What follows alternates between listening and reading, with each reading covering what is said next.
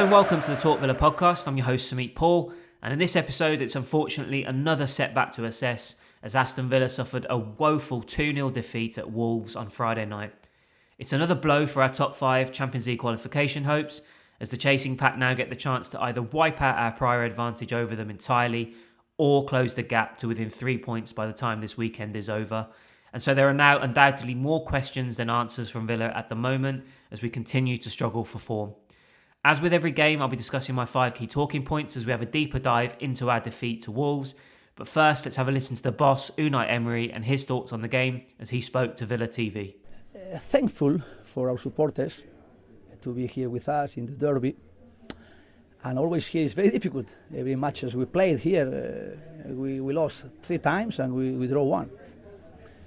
But even losing here the last 3 years, we achieved our objective. And of course we are frustrated, but can happen. How we played the first half was really fantastic. And we didn't score, but we created chances to score, enough chances to score, and we dominate, we didn't concede. And the second half, when they scored, the match changed completely. And we tried, but the rhythm was stopping always, and it was difficult to keep the rhythm and to try to dominate again, to create chances. We did, because we created 1 chance at Madunane, he didn't score, for draw. And at the end, we lost. But now is the moment, the supporter and everybody be together. And we need them. And I am so motivated. I am so excited about how we are in the Premier League in the day 28. At the beginning, we weren't favorite, we weren't contender. And we are fighting with those great teams like Arsenal, Manchester City, now no, and Manchester United, Chelsea, Liverpool. Of course, they have a huge power and they need to be in our position. Is their target clearly. But we are competing fantastic. We are being consistent. Even now, when we are losing today, we must react and we must as well to tell our supporters, to say our supporters, we need them and we must be together and we must achieving our objective, creating a great atmosphere in Villa Park, a great atmosphere here because they were here with us, and as well trying to support the players, help the players, and again recover our good form, good mood, and of course I am being positive because we are in the average. But of course, we must continue analyzing, being so demanding how we can improve things, and recover again our confidence. And of course, we have 2 competitions, very motivated competition, Europa League and Premier League. And we are in a very good position to try to enjoy the way we are doing. That was Unai Emery speaking to Villa TV after our 2-0 defeat to Wolves at Molineux on Friday night. So onto my 5 key talking points then, and let's start with how our usual slow and passive approach is simply no longer working. Now the thinking behind the more methodical and controlled style of play is completely understandable. It's a long, gruelling season, it takes its toll on the players, and particularly when we're missing key individuals due to injury, that only adds to the weight on the shoulders of those who are available. However, if we don't change our approach in the upcoming games, we could see our aspirations and objectives float by as we tamely miss out on our key targets, and I truly believe that. It's one thing lacking the quality required to prize teams open and punish them. I get that can happen. But it's another entirely not showing enough aggression, intensity and urgency against a side rooted to the bottom of the Premier League table. In my opinion, Villa have to now start taking the game to opponents. We have to press collectively higher up the pitch and force things to happen, as I don't feel as though we're any closer to simply solving the issue when teams pack central areas and nullify our most potent threat. The number of duels that we lost against Wolves was infuriating for me. We looked either a step too slow or too far off their players, and if our tempo isn't quick enough on and off the ball, it ultimately opens the door for teams to settle into the game and eventually pick us off, as we saw with their first goal.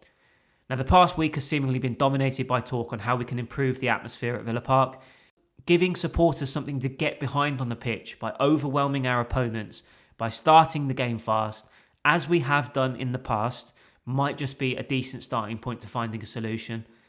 Now, if the problem is that we don't have the energy and the legs to do that, that is a massive problem and a concern.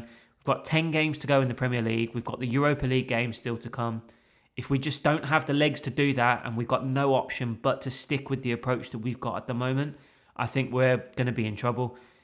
If there's a way that we can switch things up and adjust and really start to put the foot down and get on top of teams quickly at the start of games and get ahead early on, then I think we can change our fortunes immediately on and off the pitch. But time will only tell whether that starts on Wednesday night against Chelsea or not. On to the second point, and that injuries have hurt us. There's no denying that, but they cannot excuse the form that we're seeing from Villa in recent weeks. As I say, there's no doubt losing Boubacar Kamara, John McGinn, Yuri Tielemans, ripping the heart of the team out in midfield has had an enormously negative impact on both our football and results in recent weeks. That midfield trio is hugely influential and important to how we want to play. So a drop-off, you have to expect one, but surely not to this depth. Villa still have top-level players out on the pitch capable of performing much better than we currently are, and so the injuries cannot be used as an excuse to entirely justify our poor form. What is clear is that we've been gradually drained of confidence, and that's coupled with the lack of leadership and individuals capable of setting the tone and just grabbing the game by the collar and stamping our authority on games. We've wilted under the pressure and doubts thus far, and we've got to just hope that that trend doesn't continue in the next few games.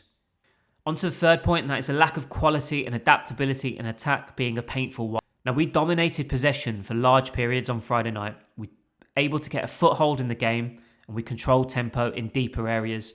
So in that regard, so far so good. However, as we played the ball forward into midfield and advanced areas, the lack of quality and creative ideas in the attacking third on the ball was really painful to watch again.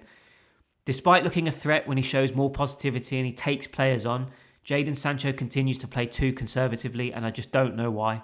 Morgan Rogers is being marked and fouled out of games. Emiliano Buendia looked more likely to be booked than score. And Ollie Watkins continues to look like a shadow of his former self. Now, some of our substitutions lifted us.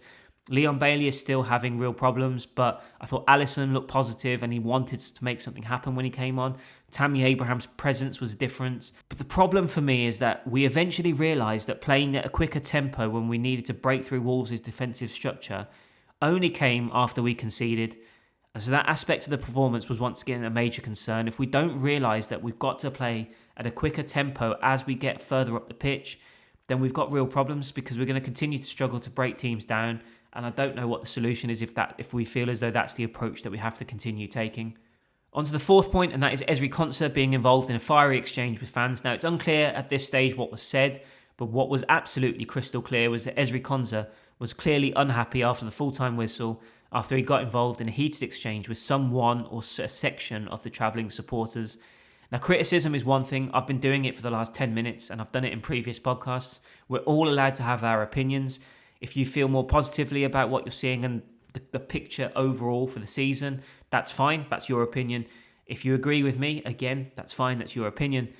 But let's hope that that incident didn't overstep the mark, as the players certainly don't deserve that or any level of abuse that goes beyond criticism and fair criticism, in my opinion.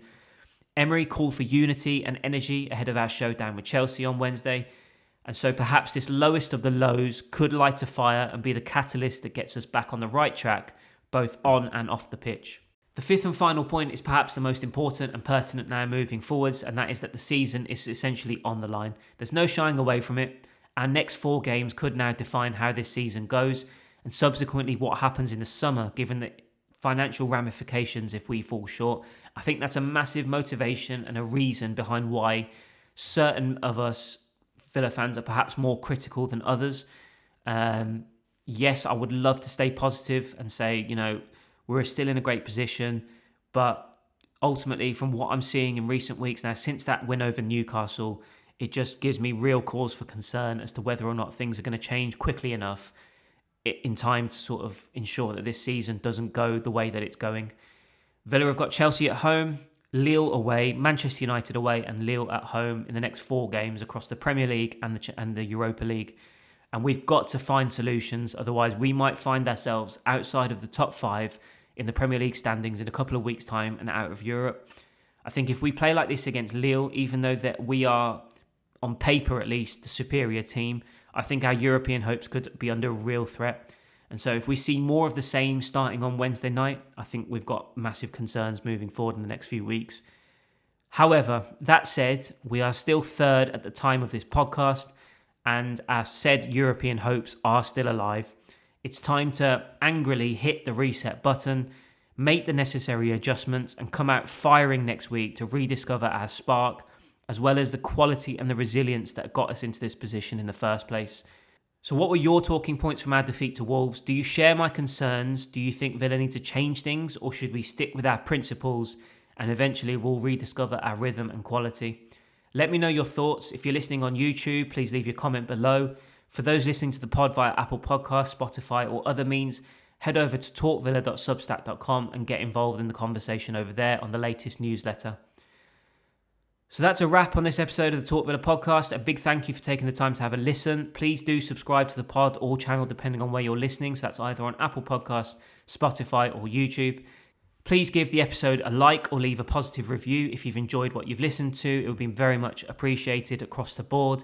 Sign up to the Talk Villa Plus newsletter on Substack for ad-free Villa news, opinions and analysis, all delivered directly to you. And there is also an option of a paid subscription for bonus content. All the details will be in the description of this podcast, but for more, please go to talkvilla.substack.com and subscribe. So it was another frustrating and disappointing performance and result for Villa this weekend, and we're now really risking dropping out of the top 5 in the Premier League in the next couple of weeks if we don't arrest the slide.